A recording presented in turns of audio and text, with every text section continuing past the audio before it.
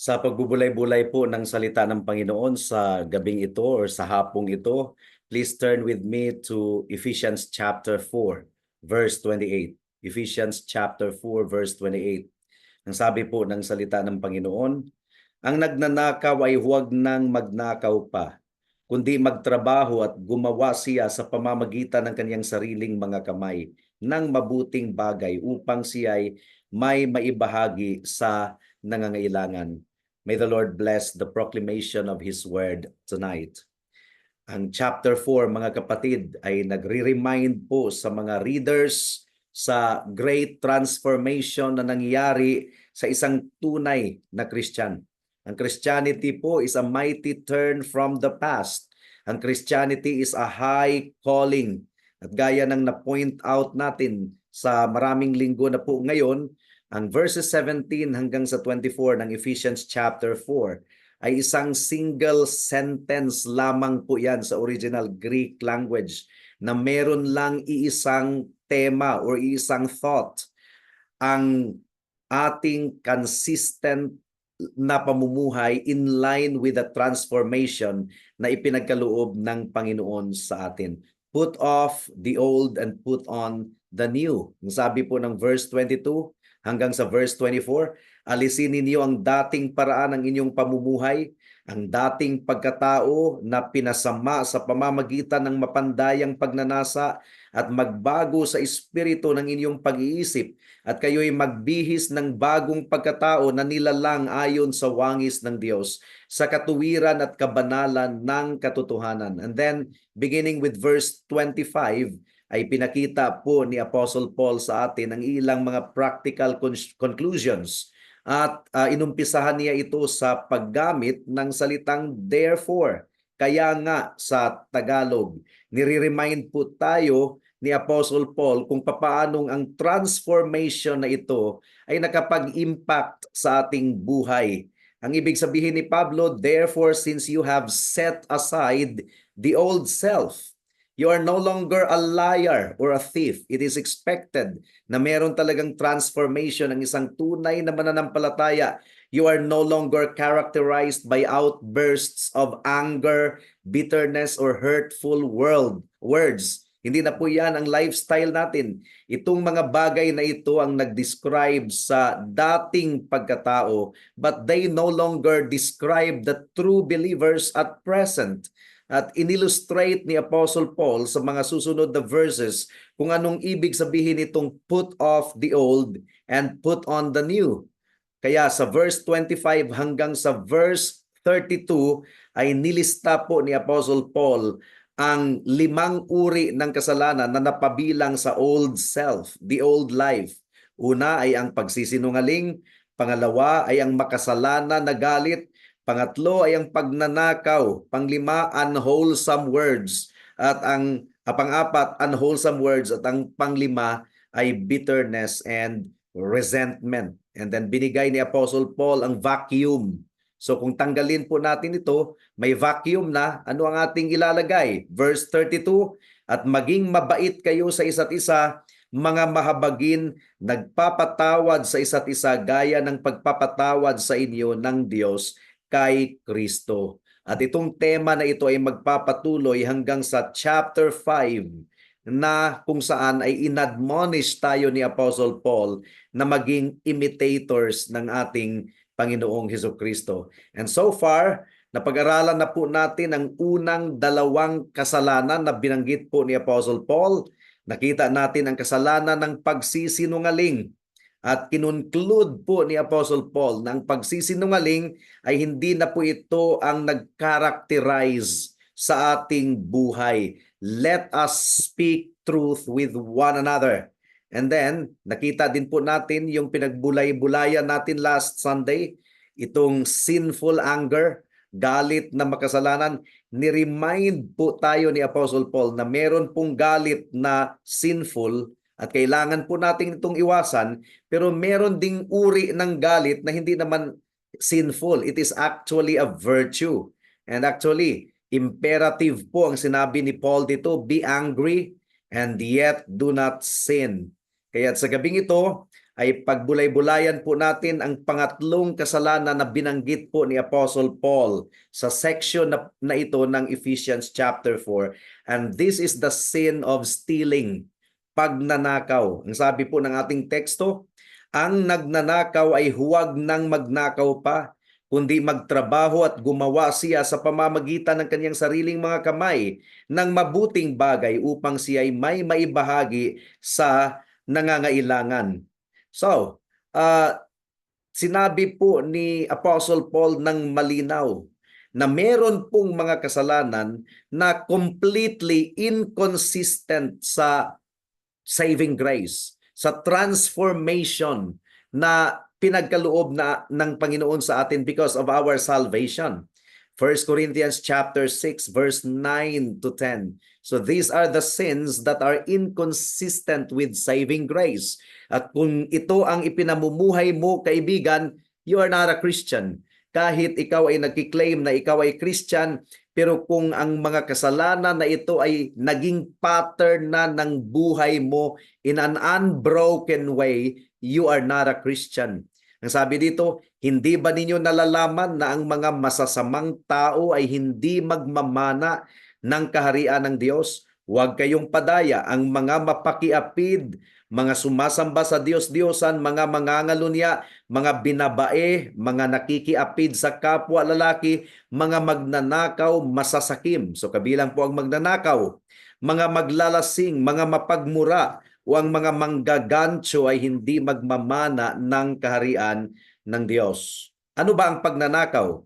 Ang pagnanakaw is ang pagkuha ng ari-arian ng iba or pagmamay-ari ng iba at gagamitin mo ito as if sayo ito, when in fact, hindi po ito sayo. At sinasabi po ni Apostle Paul na ang thievery or pagnanakaw ay kabahagi po ng ating lumang pagkatao. But we are to put off the old and put on the new. Kaya sa gabing ito, pag-aralan po natin ang stealing, itong wrongfully taking possessions of another, and then atin ding pag-aralan ang lunas ng pagnanakaw.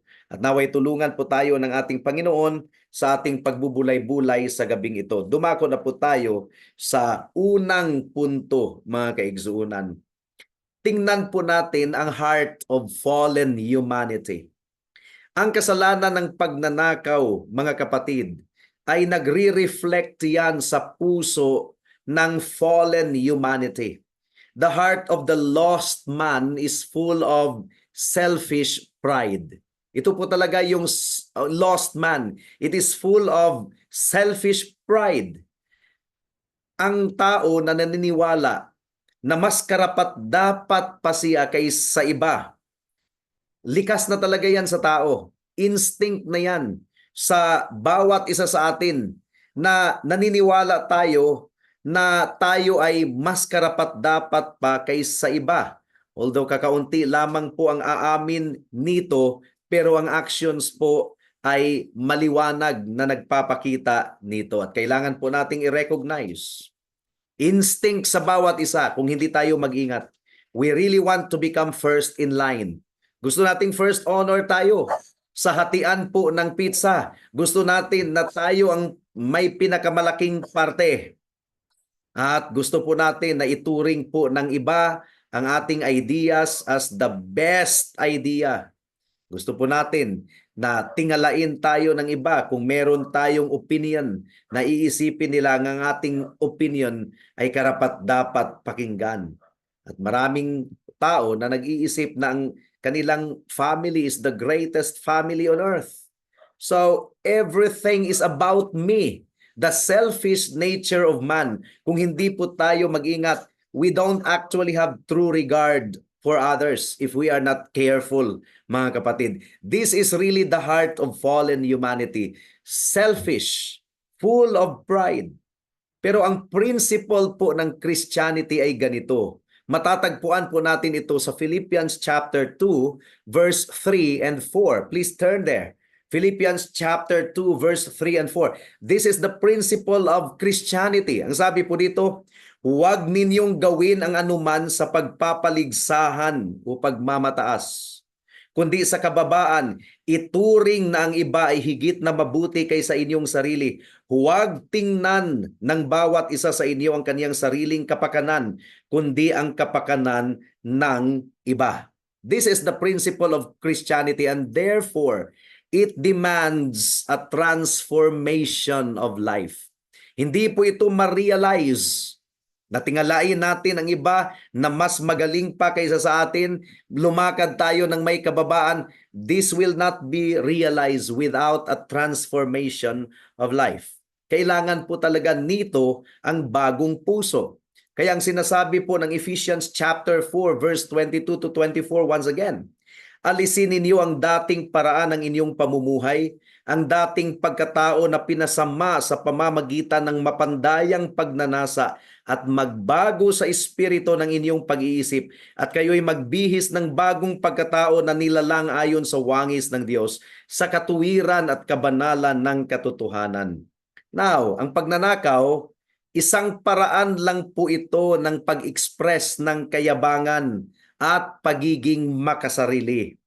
Ang pagnanakaw po ay nakabatay sa pag-iisip na mas deserving ako or mas deserving ka na makapagmay-ari ng possession na ito, kaya't kukunin mo ito sa iba. So it is thinking you are more deserving of another person's possession than they are. Kaya kinukuha mo ito mula sa iba. And in describing these classes of sin, ay talagang dinala tayo actually ni Pablo sa Ten Commandments. Saan po ang pagnanakaw sa Ten Commandments? It is found in the Eighth Commandment. Ang Ten Commandments ang nagdi-define ng 10 kategorya ng utos ng Panginoon sa lahat ng mga tao dito sa mundo. And the first 4 sins mentioned sa section na ito ng ating pag-aaral ay, or ang first 4 ng 10 utos actually ay nagdi-describe ng ating pagsamba sa Diyos, ating devotion sa Panginoon, at ang next 6 hanggang sa ang 6 commandments mula sa 5th hanggang sa 10th ay nagdi-describe po sa ating interactions with others. At sa 5 uring kasalanan na nabanggit dito sa verse 25 hanggang sa verse 29 ng Ephesians chapter 4, ang entry po ng 10 commandments ay pang-6 na utos, huwag pumatay. Ito na po yung sinful anger. Pang-8 utos, ito yung pagnanakaw na ating papansinin po ngayong gabi. At ang 9th commandment, yung pagsisinungaling, bearing false witness. Ang pang-6 na utos ay nagsasabi na huwag pumatay. At nagdi-define ito kung papaano natin i-value ang buhay ng ating fellow human beings. We must be governed by love in how we interact with them. At ito ay kabilang nito ang harsh words or anger na delikado talaga. It will lead to murder. Ang 9th commandment, yung pagsisinungaling, ay nagdi-demand na maging honest tayo sa ating dealing with other people. There must be truth, honesty, and fairness. Ang pang-8 utos, ito yung nagdi-demand na igalang po natin ang possession ng ibang mga tao. Sa Catechism ni Charles Spurgeon, question number 60. Ang sabi po ni Spurgeon, what is forbidden in the 8th commandment? Yung you shall not steal. Ang sagot, the 8th commandment forbids whatsoever does or may unjustly hinder our own or our neighbor's wealth or outward estate. Ang 8th commandment ang nagdi-define sa tamang paraan kung paano tayo maka-acquire ng mga ari-arian. It demands honesty, not defrauding others. Hindi po tayo mandaya sa iba, or hindi po natin nakawin kung ano talaga ang pagmamay-ari ng iba.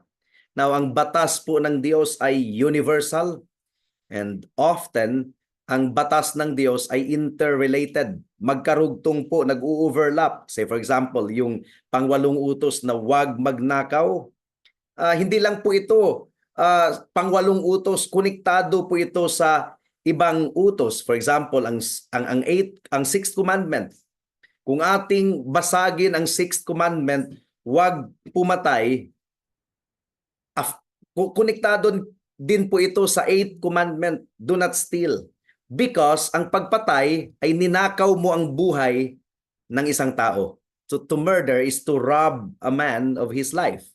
You don't have the right to rob a person of his life. Ninakaw mo ang kaniyang buhay. So ang sixth commandment ay related pa rin sa eighth commandment. Say for example, yung kung labagin po natin ang seventh commandment, you shall not commit adultery. Konektado din po ito sa pagnanakaw kasi yung misis ng kapitbahay mo, pagmamayari ang misis ng kapitbahay mo, pero ninakaw mo. Adultery is a failure to recognize the ownership of husbands and wives in marriage. Konektado din po yan sa pagnanakaw. At ang adultery ay isang uri nga ng pagnanakaw. 1 Corinthians chapter 7 verse 14. 1 Corinthians chapter 7 verse 14. Ang sabi po dito, sapagkat ang babae ay walang karapatan sa kaniyang katawan, kundi ang asawa at gayon din ang lalaki ay walang karapatan sa kaniyang sariling katawan, kundi ang asawa. So sino ang nagmamay-ari sa ating katawan? Ng ating misis. Sino ang nagmamay-ari sa katawan ng misis? Ang kaniyang husband. Now, ang ginawa ni David nung nangalunya siya kay Bathsheba, kinuha niya si Bathsheba mula sa mister niya na si Uriah.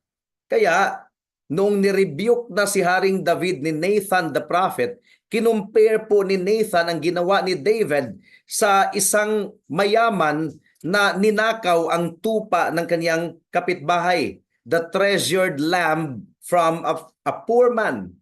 Ang eighth commandment, ang pangwalong utos, ay isang bunga din ng failure to obey the 10th commandment. Konektado din ang 8th commandment sa 10th commandment, yung covetousness, discontentment. So, the cure against this sin is maging kontento po tayo sa ating kalagayan. At ang pagnanakaw, katulad ng ibang uri ng kasalanan, is also a failure to obey the first commandment. You shall not have any other gods before me. So, ang pagnanakaw is a failure to trust in God to provide for our needs. Trusting in God's providence para sa ating kalagayan and trusting in God's providence para po sa kalagayan ng ibang mga tao. Now, pangalawang punto, aralin po natin ang mga pamaraan kung kailan po tayo nagiging guilty sa pagnanakaw nang hindi natin na-realize. Meron pong tatlong pamamaraan na tayo ay nagiging guilty sa pagnanakaw.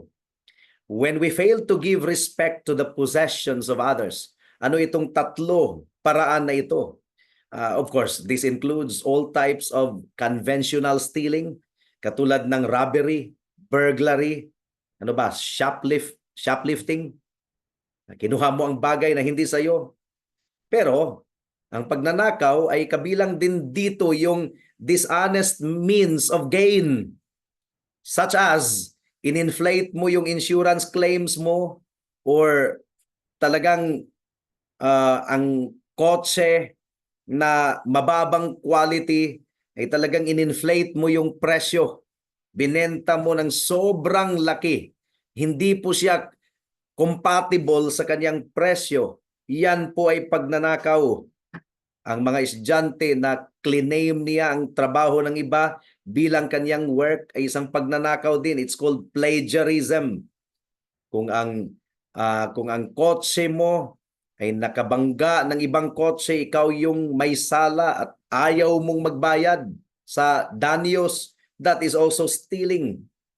When we do not give proper respect sa ating hiniram na mga gamit, na imbis na i-handle natin with care, kasi hindi yun sa atin, hiniram lang natin, pero pinabayaan po natin. So that is equivalent to stealing actually.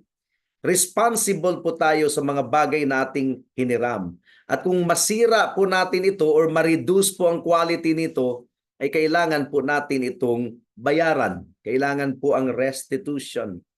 At kung ikaw ay manghiram nang hindi mo babayaran, that is also equivalent to stealing. You have taken wrongful possession of something that doesn't belong to you. Now, may mga ibang mga tao na kanilang sinasabi, well, it is mine. Sa akin na po ito, sa mga bagay na hiniram ba. Well, it is mine until they ask me to return it. But I already consider it mine. So parang ang borrowing is equivalent to owning. Now, pagdating naman sa mga business transactions, ang mga nagtitinda ay dapat magtinda sa isang patas na presyo. Marami pong mga kumpanya na guilty ng malaking presyo masyado. Guilty ng false advertising. Abay, napakasarap at napakaganda ng quality ng ina-advertise. Pero kapag dumating na sa iyo yung produkto, napakababa pala ng quality. That is really equivalent to stealing, mga kapatid. At yung mga buyers, yung mga bumibili, ay wag silang magpanggap na pangit yung quality kaya tatawad ng tatawad. Pwede bang tumawad? May sira na kasi ito eh. So they really pretend that the quality is poor. They degrade the quality para lang makahingi ng tawad to reduce the price. That is also equivalent to stealing. Credit, yung mga hiniram natin must be honored. Ang mga employer din at ang mga empleyado ay dapat maging honest sa kanilang dealings. Ang mga amo dapat magbigay ng tamang sweldo, tamang pasahod. Kailangang mag-provide din sila ng safe workplace upang hindi po nila manakaw ang kalusugan at safety ng kanilang mga employees. Ang mga employees din, kailangang i-render ang best effort at huwag aksayahin ang oras sa trabaho.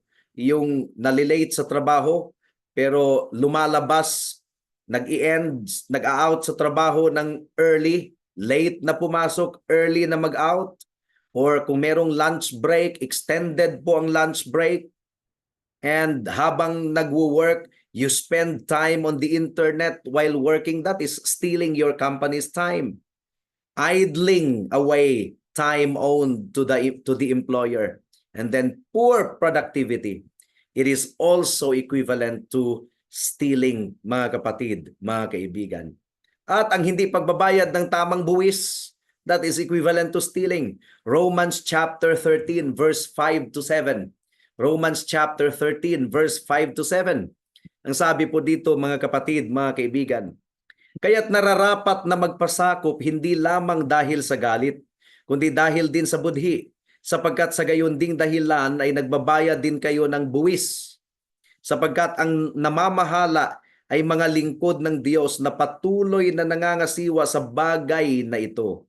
Ibigay ninyo sa lahat ang sa kanila'y nararapat, buwis sa dapat buwisan, ambag sa dapat ambagan, paggalang sa dapat igalang, parangal sa dapat parangalan. So kung mag-cheat tayo sa ating mga buwis, that is equivalent to stealing. And honesty is always the best policy, and honesty is always the best police. Ang 8th commandment, wag din nating nakawan ang ating sarili. When we waste our time for sleeping, imbis na oras ng ating pagtulog, ay talagang ninakaw natin ang oras ng ating pagtulog to the point ng ating kalusugan ay nailagay sa alanganin. You have only been given a finite amount of time. Kailangang magamit po ito wisely. Otherwise, we are guilty of stealing. Ephesians chapter 5 verse 15 hanggang sa 16. Ang sabi po dito, mga kapatid, Ephesians 5:15 and 16. Kaya't maging maingat kayo sa inyong paglakad, hindi gaya ng mga mangmang, kundi gaya ng marurunong na sinasamantala ang panahon sapagkat ang mga araw ay masama. Ang ating mga araw pala ay nakadeposito na po. Nakadeposito na po ito. Ang Diyos ang nag-deposit na ng exact period ng ating existence dito sa mundo. Kung ilang taon, ilang araw, ilang oras at ilang minuto yan. And bawat pagtik ng orasan, pabawas ng pabawas yan sa nakadeposito na time ng ating buhay. Ano ang ginagawa po natin sa ating time? Ang ating mga araw po ay paubos ng paubos. Irreversible yan, parang kandila yan. Once na natutupok na yan yung kandila, mula sa mahaba, nagiging ganyan na lang, irreversible na po yan. Hindi na yan marireverse. Ang ating buhay dito sa mundo ay hindi na yan marireverse. Kaya nga, ang kaloob ng Panginoon ng ating buhay ay hindi po natin dapat nakawin. At dapat natin itong spend sa pagbibigay kaluwalhatian sa ating Panginoon. When we squander also the blessings na ipinagkaloob ng Panginoon sa atin, ang trabaho ay blessing. Nagkaroon tayo ng sweldo buwan-buwan. Kung ating ginagastos yan, hindi natin binabudget ng maayos ang ating pera. Hindi natin binabudget ng maayos. One day millionaire, you're actually stealing from your future. Dahil binigay ng Panginoon sa iyo yan para ma-provide ang pangangailangan ng family, para mapaghandaan din ang future, pero nilustay mo ngayon. It has been said ng mga negosyante, it isn't how much you make, it's how much you save.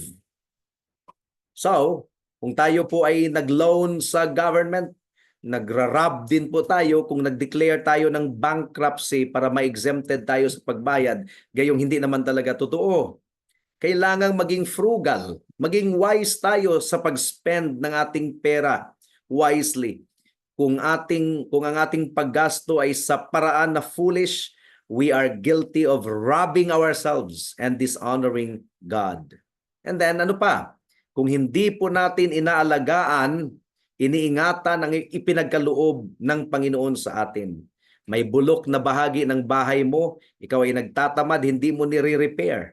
God has given you your house, you should maintain it. God has given you your car, you should maintain it. Kailangan maging steward tayo, mabuting katiwala sa ipinagkaloob ng Diyos sa atin, and we must not be wasteful. At guilty din tayo sa pagnanakaw kung hindi po natin inaalagaan ang ating kaluluwa. We are created to glorify God and enjoy Him forever. And that means kailangan nating alagaan ang ating kaluluwa at malid tungo sa katotohanan, tungo sa ating Panginoon. Are you robbing yourself of eternal life? Matthew chapter 16 verse 26. Please turn there. Matthew 16:26. Sapagkat ano ang mapapakinabang ng tao kung makamtan niya ang buong sanlibutan, ngunit mawawala naman ang kaniyang buhay? O ano ang ibibigay ng tao na katumbas ng kaniyang buhay? So are you robbing of yourself, of drawing nearer to Christ, na imbis na spend mo ito sa pagbubulay-bulay ng salita ng Diyos, pagdi-devotion, naagaw po, nanakaw po ng Facebook, ng mga entertainment? Are you being robbed of the richness of the sweet fellowship with Christ? Sweet communion na sana yon, pero nanakaw po ng ibang mga trifle matters, entertainment, na humaling ang oras na para sa ating Panginoon. Ang 8th commandment din, guilty din tayo sa pagnakaw natin mismo mula sa Diyos. Kung hindi natin ibigay sa Diyos ang pagsamba na karapat-dapat sa Kanya, mas pinahalagahan natin ang ibang bagay. That is idolatry, but that is also stealing. Because God is worthy of our worship, proper worship. We bow before Him in reverence. And if we don't, we are actually stealing from God. Imbis ng kaluwalhatian na ibigay sa Panginoon, ibalik sa Panginoon every time na meron tayong blessing na natatanggap, lahat ng nangyayari sa ating buhay, in everything give thanks, for this is the will of God. Pero iba ang pinasalamatan mo, ang swerte or iba pa, you are actually robbing God, stealing from God. Kaya nga pinatay si Herod dahil ang nararapat sana sa Diyos ay inangkin niya. Acts chapter 12 verse 21 hanggang sa 23. Acts chapter 12 verse 21 hanggang sa 23. Ang sabi po dito, sa isang takdang araw ay isinuot ni Herodes ang damit hari at naupo sa trono. At sa kanila ay nagtalumpati ang taong bayan ay nagsisigaw. Tinig ng Diyos at hindi tinig ng tao. Of course, flattery lang po yun if we study the context of the passage. Pero nagustuhan ni Herod tinanggap niya kasi kahit malinaw na flattery. Agad siyang sinaktan ng isang anghel ng Panginoon sapagkat hindi niya ibinigay ang kaluwalhatian ng Diyos.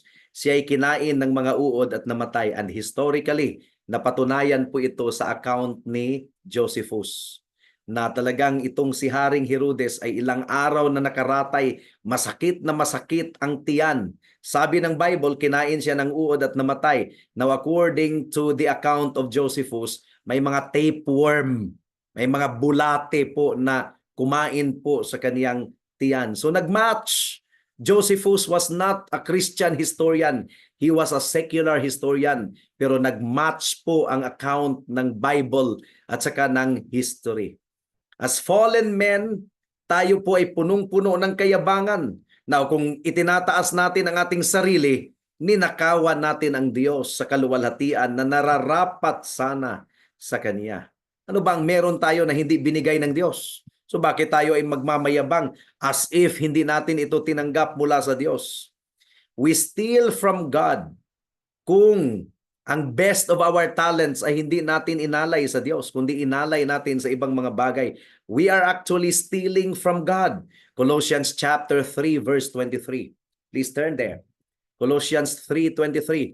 Ano man ang inyong ginagawa ay inyong gawin ng buong puso na gaya ng sa Panginoon at hindi sa mga tao. Now, if we are not doing it for God wholeheartedly, we are actually stealing from God the glory that is due to His name. Kahit ang ating time, talent, and resources. Nagnakaw tayo sa ating Panginoon kung ang Sabbath, ang araw ng pagsamba, ay hindi natin ginalang. Hindi natin inilaan para sa Diyos. The Bible tells us that 6 days we are to work, but the 7th day belong to God. In the new covenant, it is the first day of the week, but the principle remains the same. 1 day out of 7 should be devoted to God. The Lord's Day, Sunday, the day of resurrection. Sapagkat sa loob ng 6 na araw ay ginawa ng Panginoon ang langit at lupa, ang dagat at lahat ng naroroon, at nagpahinga sa 7th araw, kaya't binasbasan ng Panginoon ang araw ng Sabbath at ginawa itong banal. So when we disregard the Sabbath, we are actually robbing God of His day. Now, pangatlong punto, ano ba ang lunas sa pagnanakaw, sa stealing? Kailangang igalang po natin ang karapatan ng iba. And this demands a renewed heart. Dapat mabago ang ating puso. Yun ang pinakalunas. It takes a heart to love and truly respect others and desire the best for them. Kailangang makontento tayo sa kung anumang binigay ng Panginoon sa atin. Actually, ang stealing, yan po ay isang uri din ng distrust or walang pananampalataya at pananalig sa Diyos. It is a failure to rest content sa provision ng Panginoon sa atin. Philippians chapter 4 verse 12 and 13 once again. Ang sabi po dito, Philippians 4:12 and 13, marunong akong magpakababa at marunong din akong magpakasagana. Sa bawat bagay at sa lahat ng bagay ay natutunan ko ang lihim sa kabusugan at maging sa kagutuman at maging sa kasaganaan at maging sa kasalatan. Lahat ng mga bagay ay aking magagawa sa pamamagitan niyang nagpalakas sa akin. This is an expression of faith. Ano man ang kalagayan ng buhay natin ay magtitiwala tayo sa ating Panginoon. At kailangan po nating magkaroon tayo ng high view of work. Ibig sabihin, lahat ng trabaho na ipinagkaloob ng Panginoon sa atin ay mahalin po natin. Nilagay po tayo ng Diyos dito sa mundo upang magtrabaho. Work is actually honoring God. Work is not a curse. Stealing is despising God's means of provision. Hinahamak natin ang provision ng Diyos. It is to despise the blessing of work. Hindi ka na magtatrabaho, magnanakaw ka na lang. It is the lazy man na nagdi-desire ng increase sa kaniyang kayamanan na ayaw niyang magtrabaho. At merong example ang Biblia sa atin, Book of Proverbs, Proverbs chapter 6 verse 6 to 11. Please turn there. Proverbs 6:6-11. Ang sabi po dito, pumaroon ka sa langgam, ikaw na tamad. Masdan mo ang kaniyang mga lakad at ikay magpakapantas. Na bagaman walang puno, tagapamahala o pinuno, naghahanda ng kaniyang pagkain sa araw-araw at tinitipon ang kaniyang pagkain sa anihan. Hanggang kailan ka hihiga riyan o tamad? Hanggang kailan ka hihiga riyan o tamad? Kailan ka babangon sa iyong pagkakatulog? Kaunting pagtulog, kaunting pag-idlip, kaunting paghalukip-kip ng mga kamay upang magpahingalay, sa gayoy ang karukhaan ay darating sa iyo na parang magnanakaw at ang kasalatan na parang lalaking may sandata. What else? 1 Thessalonians 4:11. Ang sabi po dito, 1 Thessalonians 4:11, nasain ninyong mamuhay ng tahimik, gawin ang inyong sariling gawain, at kayo'y magpagal ng inyong sariling mga kamay, gaya ng aming ipinagbilin sa inyo. What else? 2 Thessalonians chapter 3 verse 10-12. Ito yung mga lunas sa pagnanakaw. To be content, to trust in God, and to work. 2 Thessalonians 3:10-12, sapagkat noon pa mang sabi ay kasama ninyo, sapagkat noon pa mang kami ay kasama ninyo, ay aming iniutos sa inyo, kung ang sino man ay ayaw magtrabaho ay huwag din namang kumain. Sapagkat aming nababalitaan na ang ilan sa inyo ay namumuhay sa katamaran, hindi man lamang gumagawa, sa halip ay mga mapanghimasok. Ngayon ang mga taong iyon ay inaatasan namin sa Panginoong Hesukristo. Ay naatasan namin at pinapakiusapan namin sa Panginoong Hesukristo na gumawa ng may katahimikan upang makakain sila ng sarili nilang pagkain. At ito ang teaching ni Apostle Paul sa ating teksto ngayong gabi, Ephesians 4:28. Ang nagnanakaw ay huwag nang magnakaw pa, kundi magtrabaho at gumawa siya sa pamamagitan ng kanyang sariling mga kamay ng mabuting bagay upang siya ay may maibahagi sa nangangailangan. Now, Paul's teaching ay meron pong double blessing of not only being able to provide for our own needs. That's the first blessing of work. Makaka-provide tayo para sa ating sariling pangangailangan and the needs of our family. Meron din tayong surplus to share with those who are in need. Kaya sinasabi po ni Apostle Paul na bago pa po tayo niligtas ng Diyos, ang ating puso ay magnanakaw, ang ating puso ay makasarili.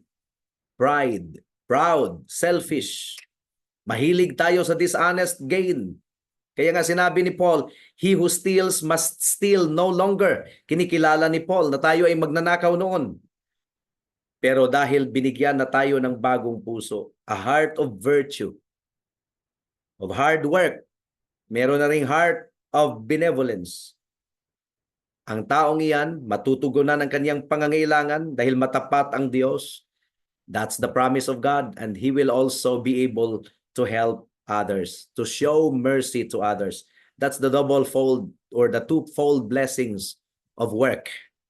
To provide for our own needs and the family's needs, and to have surplus para magpakita ng awa sa pamamagitan ng pagtulong sa iba. So napaka-blessing po ang generosity. Ang kaisipan po ng tao na magnanakaw ay ganito, what is yours is mine. Meron ka niyan, mapapasa akin yan, I'll take it. This is the heart of the thief. Ang heart ng makasarili, selfish, what is mine, akin ito eh. I'll keep it. Attitude po ito ng kadalasang mga tao. Pero ang puso, ang principle ng tunay na anak ng Diyos ay magsasabing, what is mine is God's. Lahat ng pagmamayari ko, lahat ng meron ako ay galing sa Panginoon at siya ang may-ari. I'll share it because it is God's. This is the godly attitude. So anong uring attitude ka meron, kapatid, kaibigan? Naway kinonvict po tayo ng Panginoon. Now if stealing is your lifestyle, you cannot help it but steal. Naging lifestyle mo na yan. You're not a Christian. Repent of your sin of stealing. Repent of your sin and believe in Jesus Christ alone, His blood and righteousness. at ikaw po ay maligtas, kaibigan. Huwag mo nang hintayin pa kung ikaw ay kinonvict po ng ating Panginoon ngayon. Come to Jesus Christ. Come to Jesus Christ. Repent of your sin and believe in Him alone as your Lord and Savior. At ikaw ay iligtas po ng ating Panginoon. Tayo po ay manalangin. Salamat po aming Panginoon sa mensahe po ninyo sa gabing ito, sa hapong ito. Naway nangusap kayo sa bawat isa sa amin. Naway maiwasan namin ang lahat ng uri ng stealing. Hindi namin namamalayan, kami na pala ay nagnakaw mula sa inyo at mula sa iba. Patawarin niyo po kami, O Diyos. Salamat. In Jesus' name we pray. Amen.